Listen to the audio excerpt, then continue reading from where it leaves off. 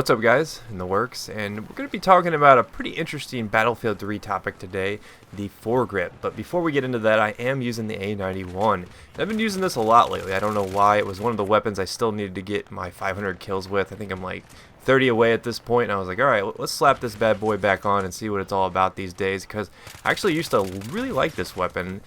Back before they introduced all the weapon packs, this and the M4 were the only two weapons that really kind of competed with some of the faster fire rate assault rifles, so it was nice to have a bullpup version basically of the M4.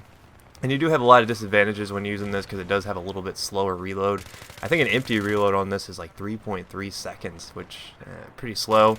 It does have a lot of side-to-side recoil, which makes it an awesome candidate for the Foregrip and why we will be talking about it. But, if you're looking to mix up your game a little bit, try out some of these engineer weapons that a lot of people tend to overlook, because I feel like with the engineer class there's so many different ways you can play it that it makes it a lot of fun. I think it's probably my favorite class in the game is engineer, just because you can get work done with the engineer. Plus, who doesn't like blowing somebody up with a small rocket when they're camping behind a wall? But alright, let's get into it. Foregrip. Why don't I like it? Why is it something that I don't like using on a lot of weapons? Well, for one, we all know that after the patch in March, they made it so that Foregrip basically reduced your accuracy downrange. So if you had a weapon that shoots like, well, let's actually use the A-91 for example. Let's say it shoots .4 when aiming down sights and standing completely still. You put Foregrip on it, and only the Foregrip, you're now going to have a weapon that has an accuracy of .5. So essentially your bullets are not going to be as accurate. You're going to have more deviation from the actual barrel, and it's going to be more difficult to hit people downrange. So what does this all actually mean? What are all these numbers actually going to mean when, I sit down and I'm like, okay, here's a weapon that needs Foregrip, what should I do? I don't want to hurt my accuracy. Is it really that big of a deal? And honestly, no. It's not a huge deal if you have a whole lot of problems controlling the side-to-side recoil of like an A-91 and F2000. Yeah, go with Foregrip. But one of the interesting things about the last, the March patch that kind of changed the game basically in Battlefield 3 is the heavy barrel. The heavy barrel got that accuracy bonus. So, DICE basically said from the get-go, hey, if you combine Foregrip plus heavy barrel, you're actually going to end up with an accuracy bonus because you're going to get a weapon that's actually more accurate than a naked weapon. So, if you were to use the A-91 completely naked, or use the A-91 with Foregrip and heavy barrel, you would get an increase in vertical recoil, but it would really reduce the side-to-side recoil, and you would also get a weapon that's more accurate when aiming down sights. That's a big deal. I mean, that really changes how the A-91 behaves because the side-to-side recoil on it is very pronounced. There's not a lot of upward recoil, so you can get away with using the heavy barrel by itself.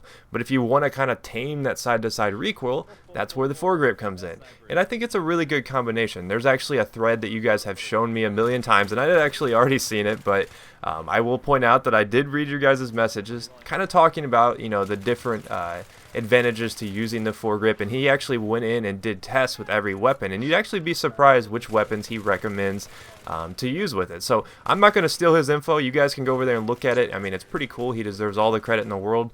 It's a pretty cool thread. It'll actually enlighten you on a lot of things, but some of the particular weapons that I like using Foregrip on are the A-91, are the F2000. From time to time I do tend to use it on a weapon like the MTAR-21 or even the AEK, because those two weapons do have a lot of bounce from side to side, but it's always nice to combo it with the heavy barrel. Almost no time do I ever go without the heavy barrel. The accuracy penalty will really come into play. Now if you're playing on like the close quarters maps, you can get away with using just Foregrip. It's actually very doable.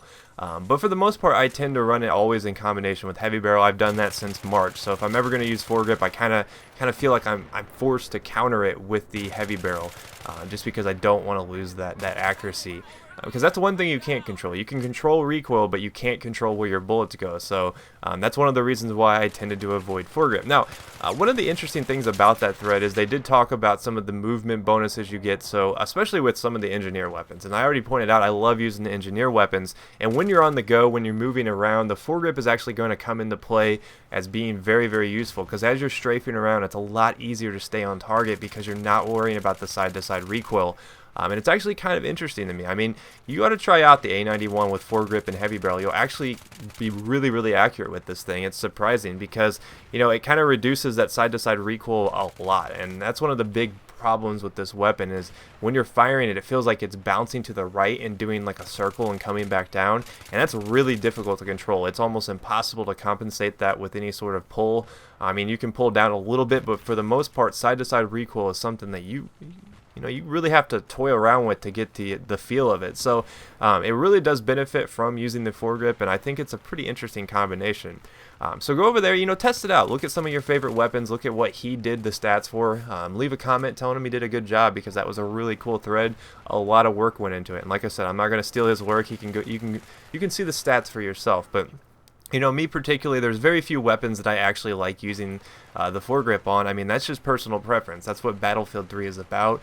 When to use foregrip, when not to use foregrip. I mean, it's really just a choice. I mean, that's all I can really say. I mean, yeah, some weapons benefit from it more than others. It's got a lot of side-to-side recoil. It's probably going to be a pretty good candidate for foregrip. There's some interesting ones though in that thread, so check it out. As far as the A-91 goes, though, it's a usable weapon. I don't see a lot of people use it. It hasn't made an appearance in my underused weapons series, and I've actually liked using it the past couple of days. The fact that it does have really good hip fire. There's a lot of new weapons out there that I like more, especially after close quarters. They released the ACWR and they released like the MTAR. It kind of upped the ante in the fire rate department and gave us some different kind of choices for the engineer. And I mean, honestly, guys, the MTAR 21, it just shoots at the speed of light. That thing is just stopping power in a it's just ridiculous. If you're in close with the MTAR, there's almost no way to lose a gunfight. So hopefully you did enjoy this video, though. Like I said, go look at that thread, make your own decisions. But if you missed my other videos, here's a chance to catch up, and I will see you guys next time. Peace.